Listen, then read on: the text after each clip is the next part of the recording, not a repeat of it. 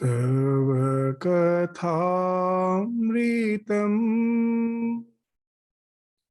तप्तजीवनम्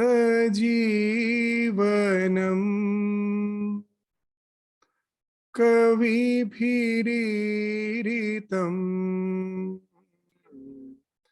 कल्मषापहम्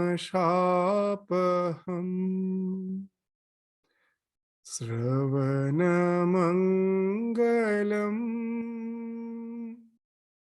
श्रीमदाततम्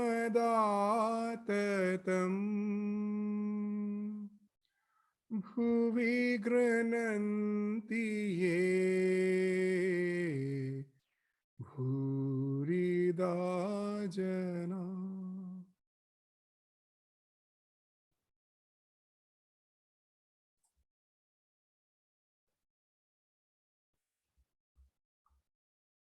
So in the last class, we saw that in the Sri Ramakrishna's conversation with the Brahmo devotees that's going on, where Sri Ramakrishna, being interrogated, being asked by Keshav Chandra to describe the various manifestations of the feminine divinity, of the feminine aspect of the divinity in the form of Mother Kali, Sri Ramakrishna was discussing that what the primordial power is ever at play.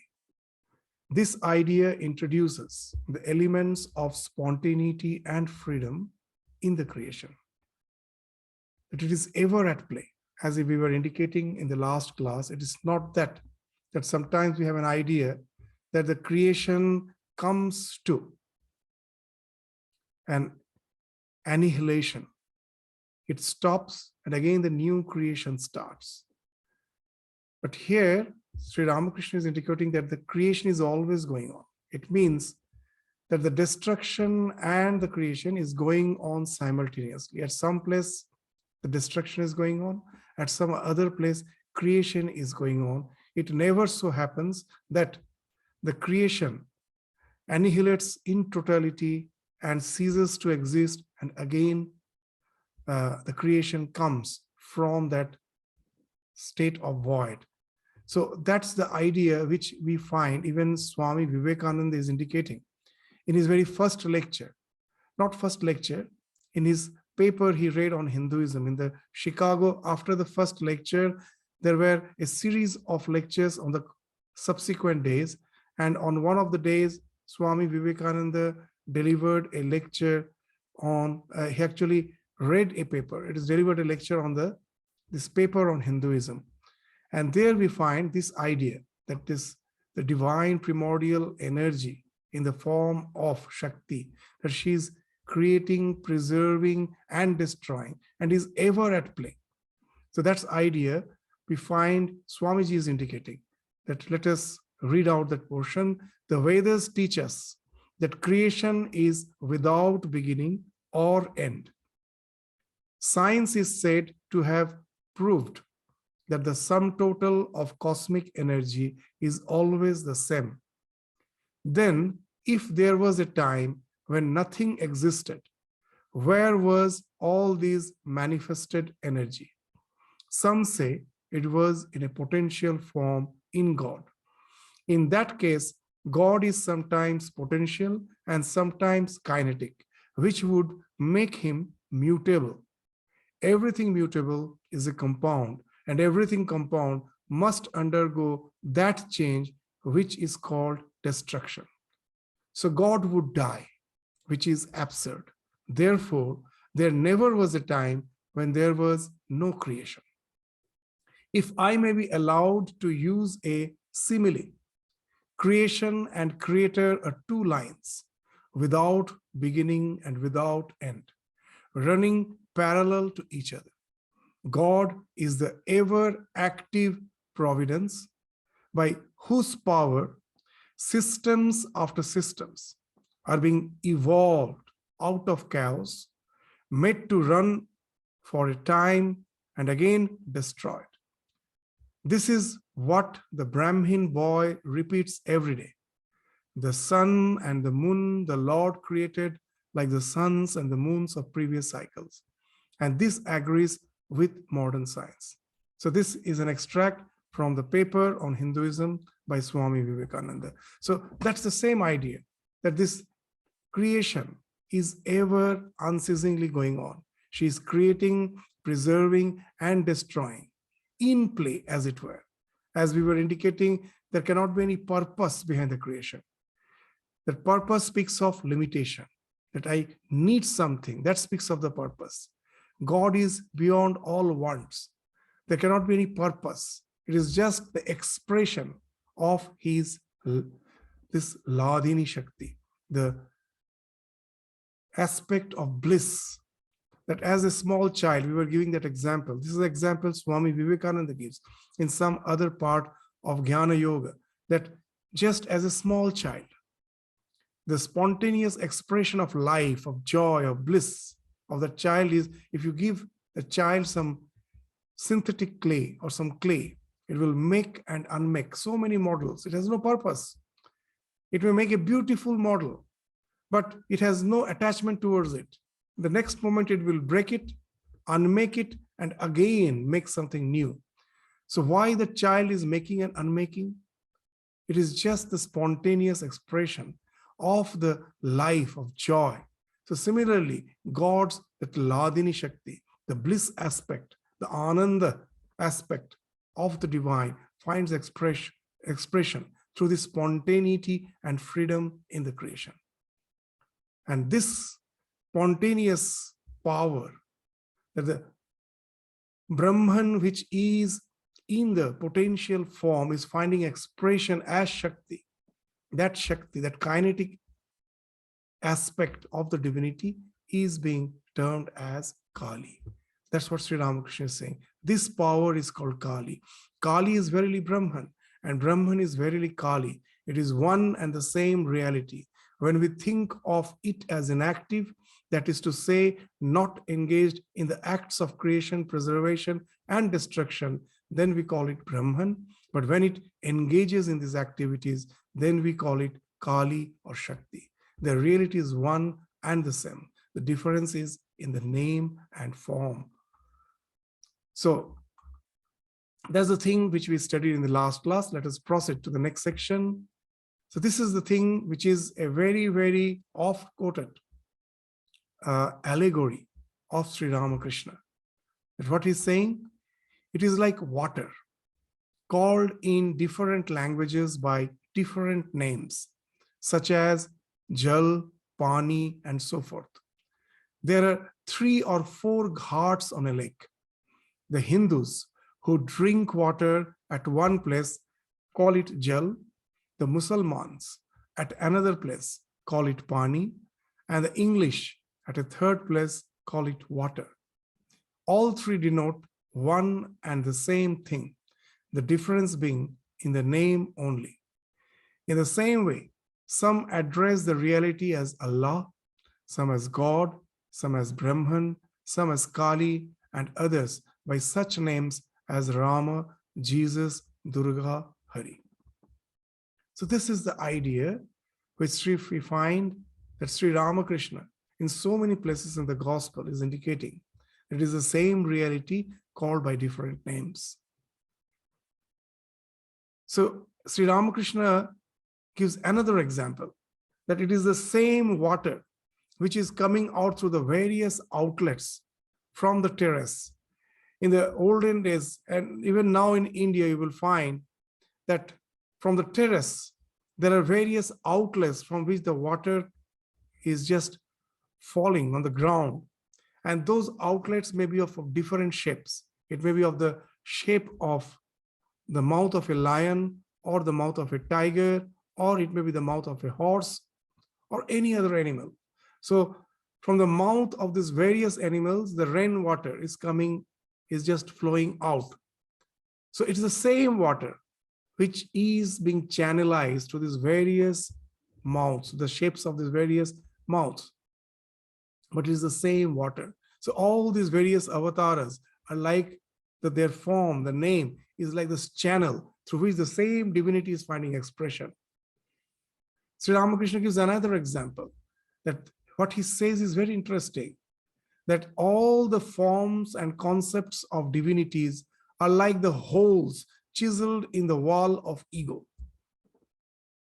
That when once Naren asks Sri Ramakrishna, just mentions Sri Ramakrishna, that such and such faith is a blind faith.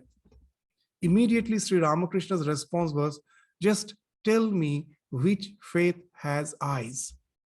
All the faiths are blind. Faith means belief. I believe in such and such form. I say that Rama is the God. So you may say Krishna is the God. It is a belief.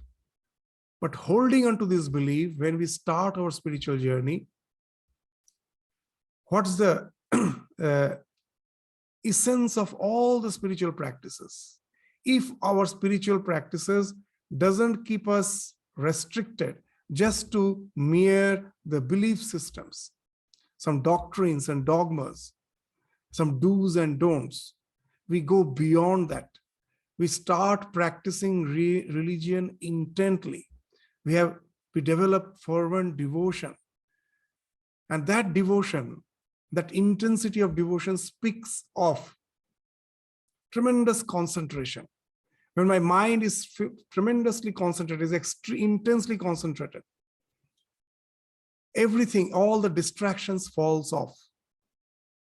That's the example which we give in so many places, that when someone is intently watching the TV and someone is calling him by his name, he doesn't hear it.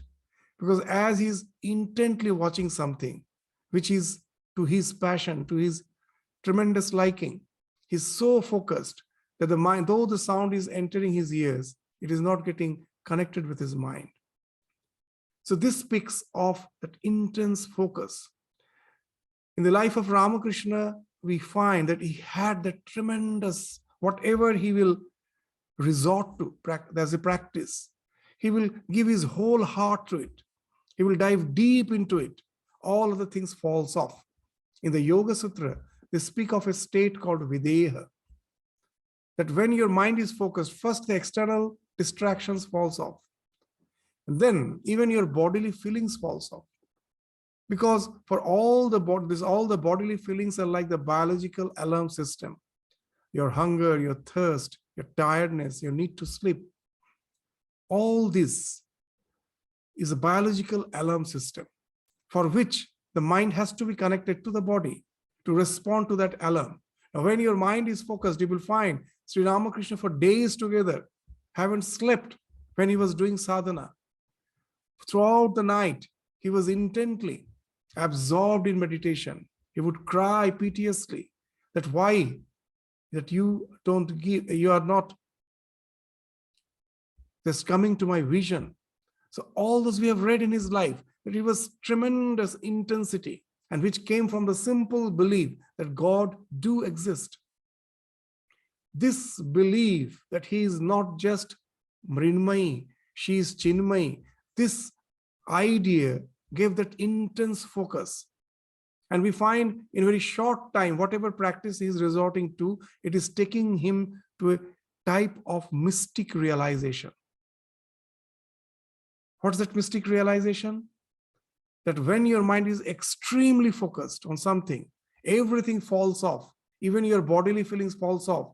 At last, a part of your mind, the optimum requirement is a part of your mind should be attached to your sense of limited individuality, the ego.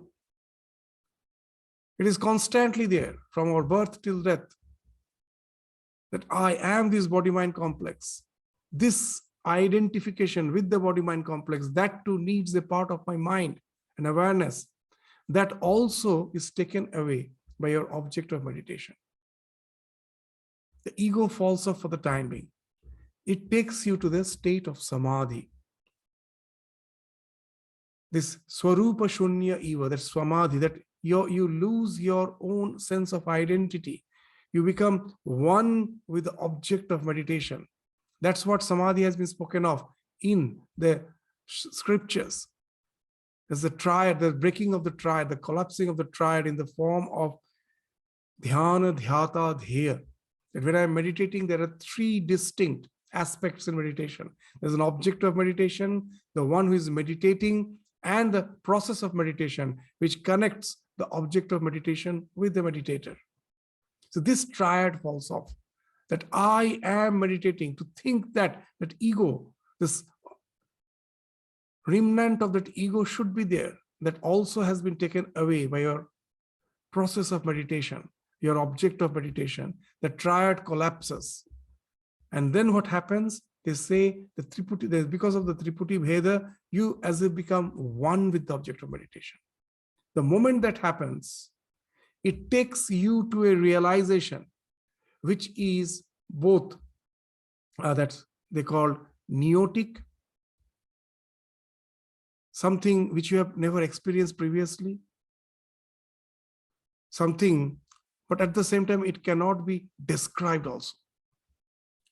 But all the realizations that Sri Ramakrishna is indicating takes to that state where your sense of individuality falls off. If you read the life of Ramakrishna, for the first time when he had the vision of mother, it was not just the form of mother. He found what? That suddenly that waves of light, illumination is flowing, making him forget his own individuality. He was as if an ocean of illumination. So somehow this idea of non-locality comes when anyone goes to that mystic realization. Even in the Christian mystics, you will find the same thing. In Christianity, as per the scripture is concerned, that the idea that you are one with the divine is not that way. It is there, but it is not the prevalent idea. But these mystics are speaking of it in a very definite term. Even in Islam, we find the Sufi, those who are the mystics, they're also speaking of this unity. So Sri Ramakrishna used to say that when you reach there, Shekhane Shop Shealer Akra, all the folks house in the same manner when you reach there. So as far as this mystic realization is concerned, all the religion speaks the same thing, where you find yourself to be unified with the whole, and the ego drops off. You started with a form of the divine, but at that last, that form of the divine became a channel through which you peeped into eternity. Sri Ramakrishna, as he himself traversed all the paths, so how nicely he's giving that example, that he's saying all the various forms of divinities are like a hole chiseled in the wall of ego. The one who is worshipping Rama, he has chiseled a hole in the form of Rama, in the concept of Rama. And when the hole is complete, you chisel a hole in the wall, and when at last the chiseling is complete, the hole is created, and you peep through it, you see infinite expanse. Now, if that hole is made in the form of Kali, you say Kali is infinite. If it is made in the form of Krishna, you say Krishna is infinite. If it is made in the form of Rama, you say Rama is infinite. If it is in the form of Jesus, Jesus is infinite. So all these forms become the chiseled hole in the wall of ego to peep to the eternity. So it's the same reality, only the names and the forms through which you're peeping, that's are different. So these are the various examples which we find in the gospel. The same thing, the same idea which he's speaking of as a chiseled hole in the wall of ego is being indicated again here in a much simpler way. It is like water, called in different languages by different names, such as Jal, Pani, and so forth. There are 3 or 4 ghats on a lake. The Hindus who drink water at one place call it Jal, the Musalmans at another place call it Pani, and the English at a third place call it water. All 3 denote one and same thing, the difference being only in name. In the same way, some address the reality as Allah, some as God, some as Brahman, some as Kali, and others by such names as Rama, Jesus, Durga, and Hari. Keshav with a smile. Describe to us, sir, in how many ways Kali, the Divine Mother, sports in this world. Master with a smile. Oh, she plays in different ways. It is she alone who is known as Mahakali, Nitya Kali, Smashana Kali, Raksha Kali, and Shyama Kali. So these are the various aspects of the goddess Kali: Mahakali, Nitya Kali, Smashana Kali, Raksha Kali, and Shyama Kali. Now he will describe what each of these aspects are. So what is this Mahakali? Mahakali and Nitya Kali are mentioned in the Tantra philosophy. When there were neither the creation nor the sun, the moon, the planets, and the earth, and where darkness was enveloped in darkness, then the mother, the formless one, Mahakali, the great power, was one with Mahakala, the absolute. So Mahakali is the aspect beyond the creation. It is just like magnetism, which remains potential as a potential energy within an iron bar. So when an iron bar has the potentiality to become a magnet, why it is not a magnet? Because all the dipoles are diverse. They are all diversified. They're in various directions. So one dipole negates the other dipole. The magnetism of one dipole is negating the other. So the net magnetism is zero. So very interesting that as in Vedas, we find that the rishis realize that Brahman, the concept of Brahman, so that's why they could discover zero. Zero doesn't mean the absence or the void, absence of anything. It means balance. That any number, 4 minus 4 is 0. What means something is balancing something, that some energy is being balanced by something. So here we find that all in a magnetic dipole, in an iron bar, all the magnetic dipoles as they are in diverse directions. So the magnetism of one dipole is negating the other. That's why the net result is 0. If we can orient all the magnetic dipoles in such a way that all the north poles are in one direction and the south poles are in another direction, immediately that iron bar is converted into magnet. That's an energy.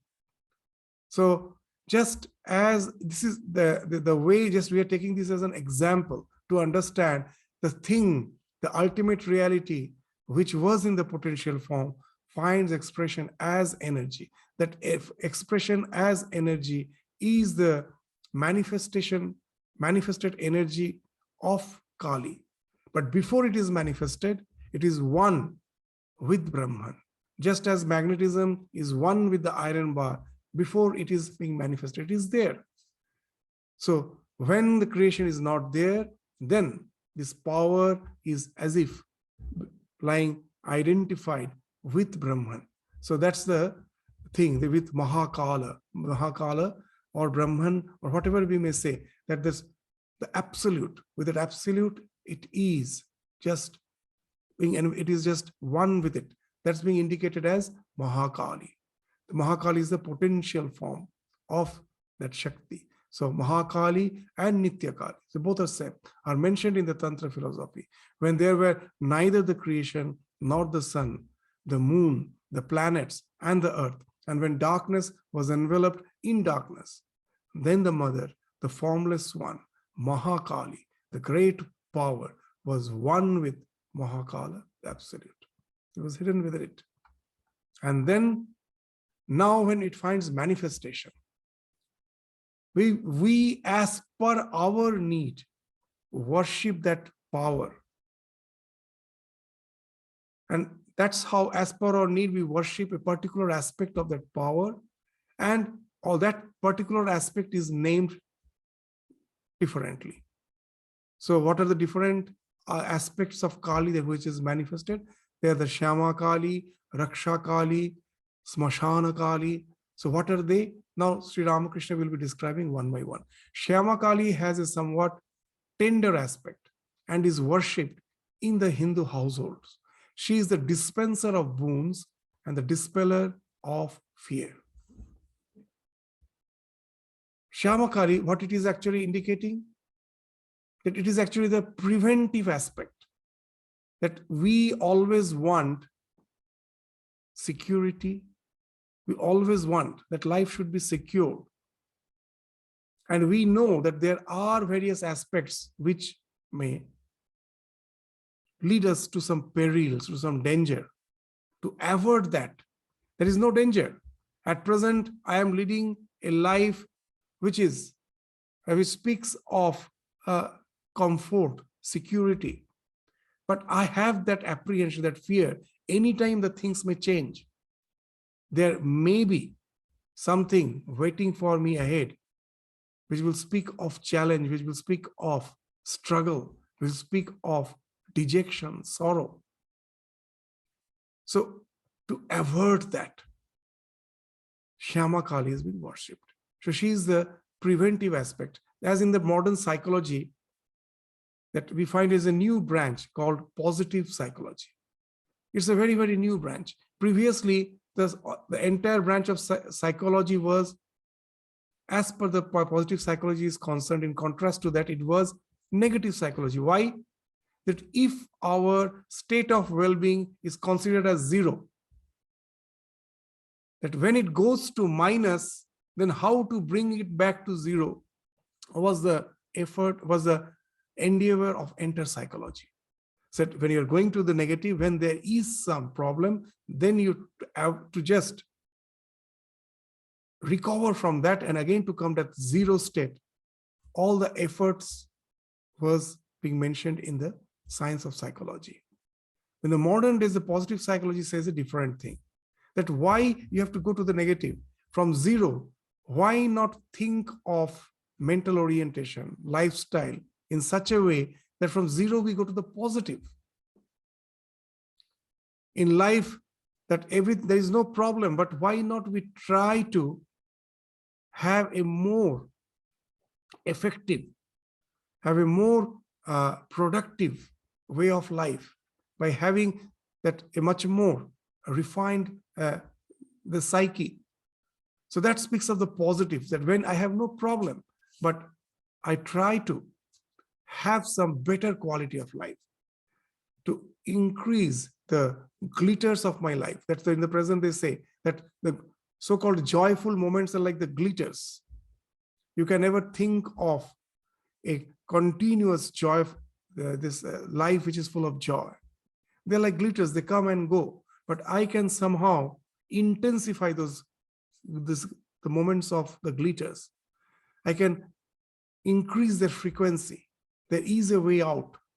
So similarly, in here we find the Shyamakali is the positive aspect. That I am as such having no such problem. But to avert any perils in life, challenges in life, I worship that benign form of the mother in the form of Shyamakali. So Shyamakali, that's why it can be worshipped in the household. Shyamakali has a somewhat tender aspect and is worshipped in Hindu households. She is the dispenser of boons and the dispeller of fear. Next comes Rakshakali. People worship Rakshakali, the protectress, in time of epidemic, famine, earthquake, drought, and flood. So that is not to be kept at home. That is in the shrine. Because that's the aspect of the divinity which is being worshipped, not always. It's only when you have gone to the negative to cure that it is something which speaks of the remedial aspect of the Shakti. I am in some peril, in some danger, this epidemic, famine, earthquake, drought. Now to regain the stable state of my existence, the aspect of the divinity which I am worshipping is called the Rakshakali. So just see this Sri Ramakrishna, how nicely is indicating one by one. This Shyamakali is the tender aspect, that is the preventive aspect of the Shakti. Rakshakali is the remedial aspect. People worship Rakshakali, the protectress in times of epidemic, famine, earthquake, drought, and flood. Now, very interesting that with all our endeavor to avert the perils of life, to avert this all sorts of sorrows and dejection, like however I may try. To a certain extent, I may be successful, but know it for certain. This is the law of nature, that anything which is created is bound to be destroyed. Life can, with all my attempt, I can never think of life to be just like a flow of bliss. It is bound to have its ups and downs. With all my effort, it is always advisable to try to avert all the so-called perils in life, the difficulties in life. I will try, but at the back of my mind, I should always be aware of the fact that however I may try, I may avert to a certain extent, but the challenges, the perils are there waiting for me. The ups and downs are a part of the life. Your life means these ups and downs. It will be there. So there should be an orientation of my mind where I am ready, that I try my best to have a prosperous life, good life. In spite of that, I know that there should be in the back of my mind, there will be time with all my effort, I cannot avert the so-called the perils in my life, the difficulties in my life, the challenges, the dejections, the sorrow, which may come in the form of disease, death of my near and dear ones. In so many ways it may come. I cannot avert with all my effort. So to accept that fact comes the Smashana Kali. That Hinduism is such a religion where they accept that God is the creator, preserver, and destroyer. I don't try to blind my eyes by just thinking, oh God, you are love alone, and you just are there to create me and sustain me. We accept the fact wherever the creation is, it is the plan of the creation. There has to be destruction. So to accept that fact, for that, the worship of the Smashana Kali is there. Smashana Kali is the embodiment of the power of destruction. She resides in the cremation ground, surrounded by corpses, jackals, and terrible female spirits. From her mouth flows a stream of blood. From her neck hangs a garland of human heads, and around her waist is a girdle made of human hands. So this Smashana Kali speaks of the destructive aspect of Shakti. Anything created is bound to be destroyed. That's rhythm. That's the law of the universe.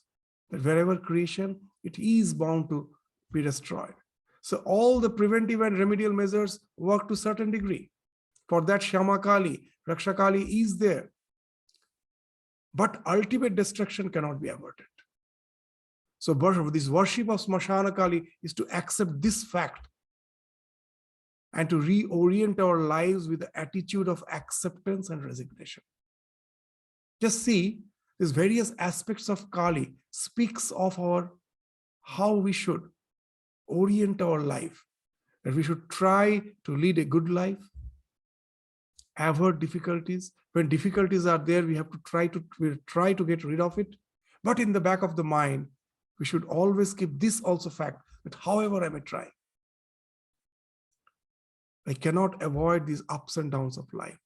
To accept that fact with a sense of resignation and acceptance, the Smashana Kali is there. It speaks of the destructive aspect of the Shakti. And that's the terrible aspect of the divine. So we should have sufficient courage to accept this terrible aspect of the divine. It is there. If we just try to blindfold our eyes from the destructive aspect, we cannot avoid it. But our suffering will be intense. As we try to resist something which cannot be resisted, it will result in intense suffering. So that's why to accept all this, the various stages of life, the various states of life, these various aspects of the divinity in the various forms is being worshipped. So just see what a wonderful science has developed from all this worship. That the Mother Kali has all these aspects. The same Kali who is one before the creation, who is one with Mahakala, is this energy is in the potential form. That energy has this capacity to sustain the creation in the form of Shyama Kali. And even when the destruction to certain extent has started, it can again be averted. For that, Raksha Kali is there. But we cannot avert it forever. Then we accept that Smashana Kali, that's the form of Kali. She destroys everything, whatever is created. And from that destruction, again, new creation will come. That Sri Ramakrishna will be indicating in the next discussion after the destruction of the universe. The destruction doesn't mean annihilation altogether. Behind each and every destruction is lying the seed of next creation. So that's being again indicated by Sri Ramakrishna after the destruction of the universe. At the end of a great cycle, the Divine Mother garners the seeds of the next creation. She is like the elderly mistress of the house who has a hodgepodge pot in which she keeps different articles for household use. So in the olden days in the village, you know that now you go to the market, that you want to just plant, you want to have some kitchen garden or you want to have some garden, you get the seeds. But in the olden days, it was not like that I just go and buy some seeds and plant them. The plants grows and I have to collect the seeds, harvest those seeds, keep them safely. So that when these plants, the garden, this kitchen garden, in the kitchen garden or in a flower garden, whatever plants are there, they die. For the next creation, again, those seeds are there. So the elderly, these ladies of the household, they knew that. So they used to collect the seeds and used to keep it in a pot, that hodgepodge pot, where all sorts of these seeds, everything's are there. So Ramakrishna is taking that as an example. So similarly, in the destruction, when the destruction is happening, it's not going to be destroyed forever. When the destruction is going on, the mother is as if collects the seeds of the next creation, just the way this elderly mistress of the house who has a hodgepodge pot in which she keeps the different articles for household use. What are those articles? Oh yes, then they all laugh because it's such a funny example Sri Ramakrishna gives and all laughs. So then Sri Ramakrishna, to assert the fact, what he said, oh yes, housewives have pot like that, where they keep sea foam. Sea foam actually, Master is referring to the cuttlefish bone found on the seashore. So they keep, the popular belief is that it is hardened into sea foam. Small bundles of seeds of cucumber, pumpkin, gourd, and so on. They'll take them out when they want them. In the same way, after the destruction of the universe, my Divine Mother, the embodiment of Brahman, gathers the seed for the next creation. After the creation, the primal power dwells in the universe itself. It brings forth this phenomenal world and then pervades it. As in our Upanishad, it has been mentioned, Tat Srishtva Tat Eva Anupravishat. Tat Eva Anupravishat. After creating, he has entered into the creation. What it means that God is not merely transcendental, he is immanent also. That when he says God has created the universe, the immediate idea is God is sitting there high in the sky. He has created, and this creation has been something thrown by him or her, whatever we think of the divinity, whether the thing is feminine or masculine. So it has been projected out. It has nothing to do with the God's existence. It is as if something apart. So here by saying that that God, after creating, is itself is in the creation. It is what you say, the transcendental, and at the same time it is immanent. How to understand that? The only way we can understand that is the example of superimposition. That the real creation hasn't happened because of ignorance. Just the way we see a snake in a rope. So is there really a snake which has came out from the rope? No.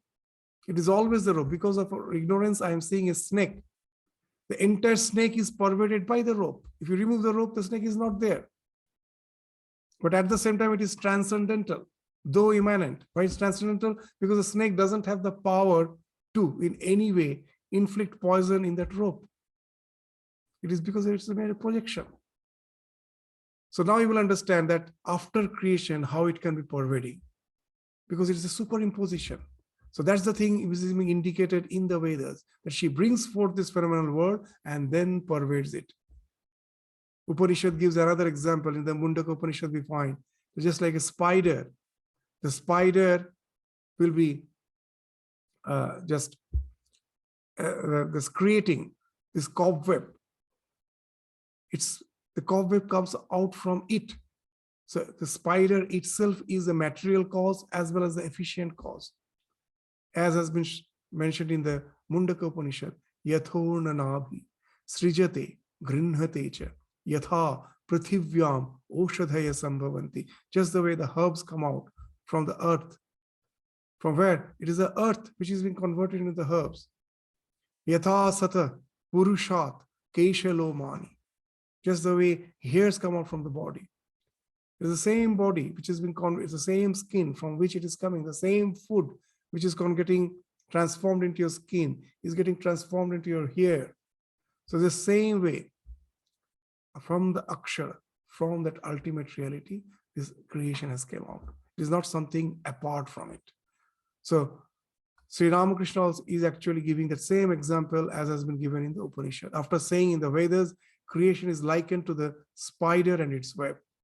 That's what Sri Ramakrishna is saying. The spider brings the web out of itself and then remains in it. God is the container of the universe and what is content in it. Is Kali, my divine mother, of a black complexion? She appears black because she is viewed from a distance. But when intimately known, she is no longer so. The sky appears blue at a distance, but look at it close by and you will find that it has no color. The water of the ocean looks blue at a distance, but when you go near and take it in your hand, you find that it is colorless. So what Sri Ramakrishna is saying in a very simple word in the scripture, what it is being spoken of is the ultimate reality is beyond attributes. But when this ultimate reality comes in association with the minds and the senses, it appears as the world of name and form. And we gave that example of red flower. The redness is not outside there. It is just mere existence. Everything as such is mere existence. It exists. What it is, we never know. When we try to know it with our mind and senses, it is a mind which throws the color. It is a mind which throws the smell. It is a mind which throws the form, projects the form. So all the attributes, the conscious principle beyond the mind, when it activates the mind, and that conscious principle, after activating the mind, through the senses, where it is projected out as this world of name and form. So that's the thing, that the ultimate reality, which is beyond attribute, when it comes in association with the mind and senses, it appears as the world of name and form. This is the idea in simple words Sri Ramakrishna is indicating. That is Kali, my divine mother, of black complexion. She appears black because she is viewed from a distance. What is the distance? The distance of your mind and senses. Through that you are seeing. It is paroksha. In Sanskrit, in our literature, they speak of two types of perception, paroksha and aparoksha. Paroksha means with the help of something else. You need a crutch in the form of mind and senses, the tinted glass of mind and senses through which your vision is getting tainted. Aparoksha means when you remove that, you have a direct, it is just direct communion without the mind and without the senses. Then what happens? You are one with that absolute reality. that all the projections in the form of attributes, they all collapse. So that's the thing Sri Ramakrishna is indicating, that as long as you are far away, you are not relating to the ultimate reality as it is. By going into in the samadhi, what happens? That the mind, the senses falls off. It takes you to that aparoksha anubhuti. That without that, you are aware of your own existence, which is one with the entire existence. When it happens, when you have gone beyond the mind and the senses. And the moment you come through the mind and senses, this mind and senses is like it's creating the distance. Then all this form, names and forms comes into existence. So the ultimate reality is without the attributes. When the ultimate reality comes in association with the mind and senses, it appears as a world of name and form. So that's being indicated by Sri Ramakrishna. Is Kali, my divine mother, of a black complexion? She appears black because she's viewed from a distance. But when intimately known, she's no longer so. The sky appears blue at a distance, but look at it close by and you will find that it has no color. The water of the ocean looks blue at a distance, but when you go near and take it in your hand, you find that it is colorless. So the more we go near to the divinity, the more we cross the barriers of our mind and the senses, the more we experience the divinity which is beyond attributes. The master became intoxicated with divine love and sang, "Is Kali, my mother, really black? The naked one of blackest hue lights the lotus of the heart." The master continued, "Bondage and liberation are both of her making. By her Maya, worldly people become entangled in woman and gold, and again, through her grace, they attain their liberation. She is called the savior and the remover of the bondage that binds one to the world." So now, here the question of grace comes. That however we may try, by our own effort, we can never go beyond the bondage, beyond the shackles of this Maya. It's impossible. By her Maya, worldly people become entangled in woman and gold, and again, through her grace, they attain their liberation. Then what is the importance of self-effort? Once we really understand it is through her grace, then that resignation comes. Otherwise, it is just the word resignation is just like this word of your mouth. It never comes from your deep realization. We all say that I have resigned myself to the divine, but it is just a lip service. You're just saying something which you don't really feel. To understand her grace, to realize that grace, first we have to endeavor. All the endeavor is not going to have any positive result. With endeavor, I am not going to go beyond the shackles of bondage. With endeavor, I cannot have liberation.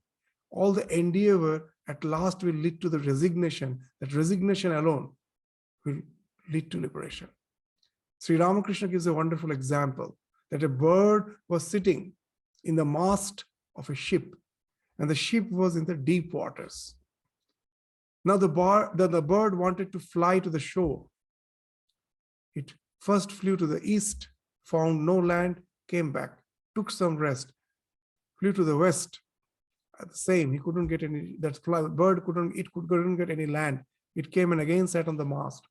North, south, met the same result. At last, it was tired. Its wings were tired. It came and simply sat on the mast with a resignation. Let the boat take me. Wherever it takes, let it take me.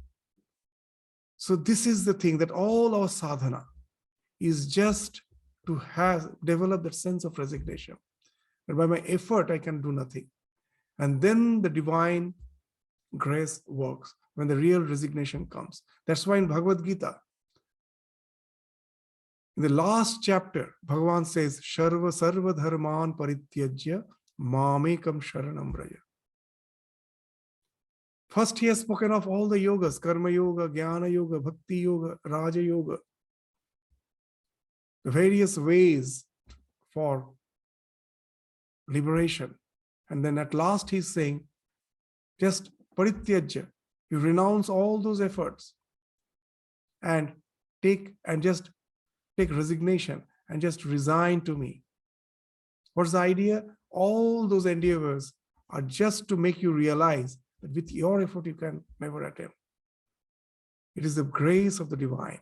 And for that, the ego should fall off. As Sri Ramakrishna used to say, it is not that the grace is conditional. It is always blowing for all.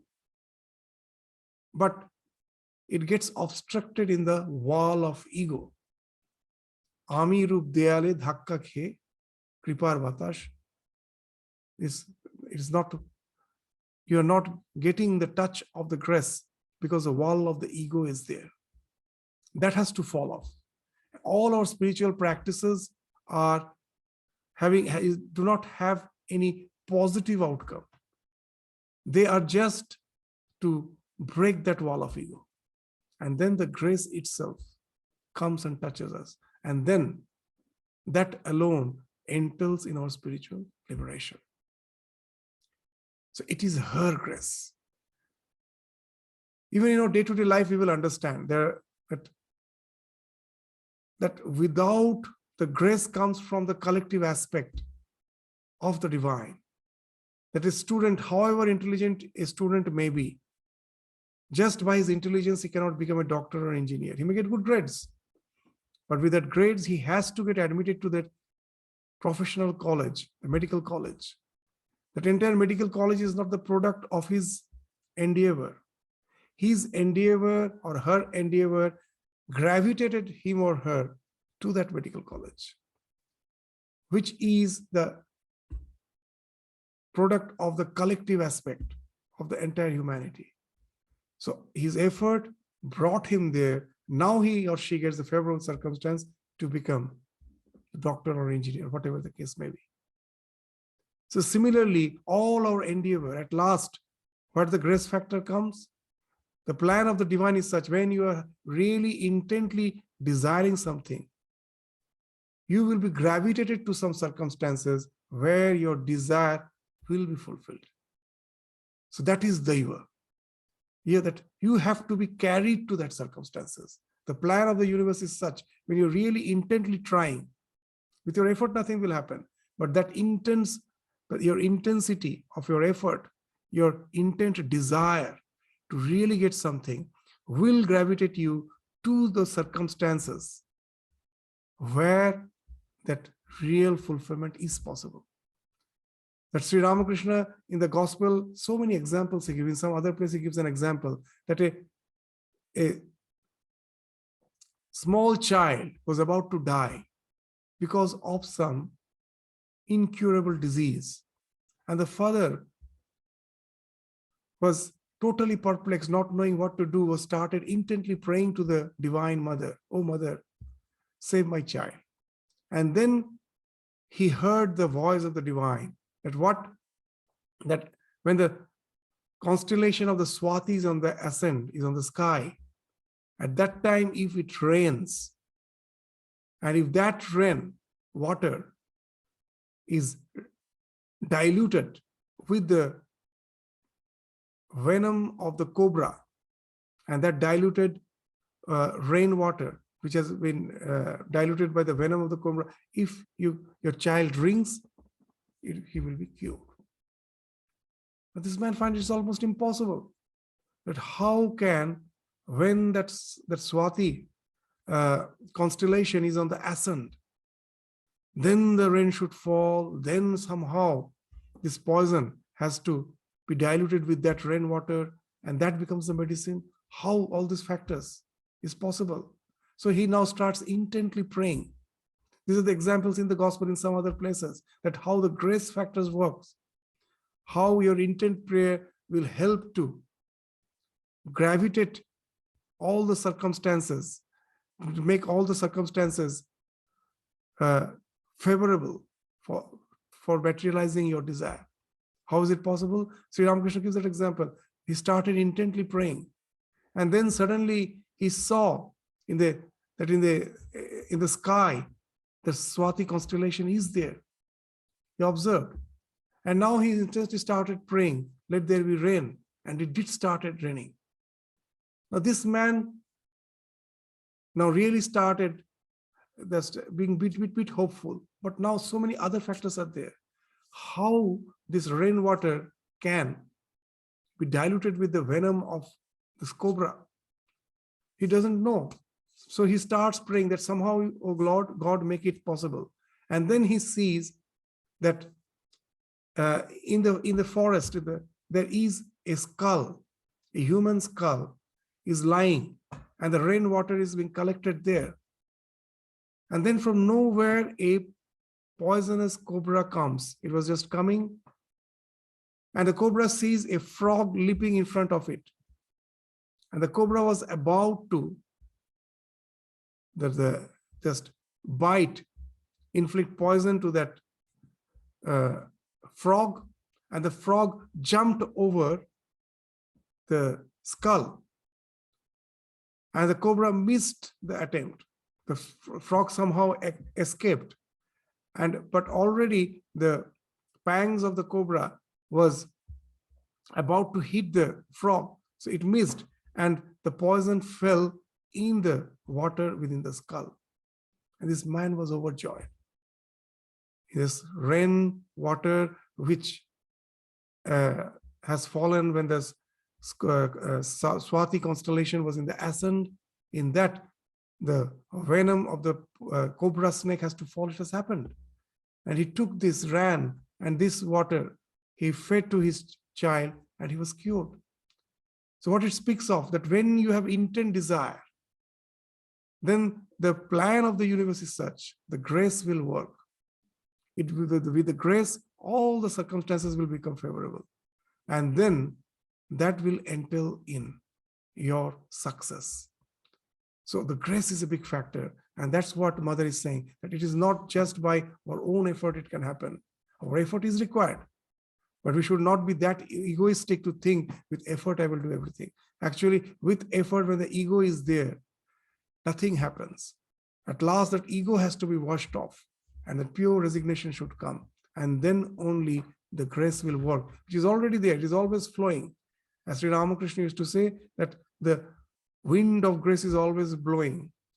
Just you have to unfurl the sail. That's the Purushakara.